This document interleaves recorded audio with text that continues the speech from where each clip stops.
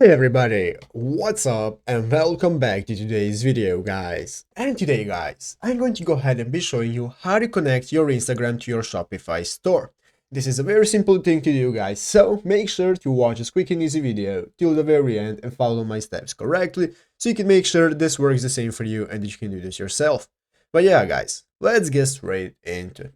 So guys, the first thing you want to do is go ahead and open up the official Shopify.com website right here and log into your account. And after logging into your Shopify account, guys, you'll be greeted by this main page right here where you can see all the options that you have for managing your store, such as the home option, you have your orders, products, and so on.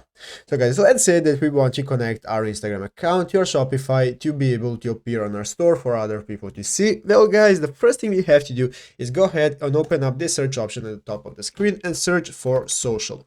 After typing in social guys, this will now open up brand new options and we want to click this option right here that says brand.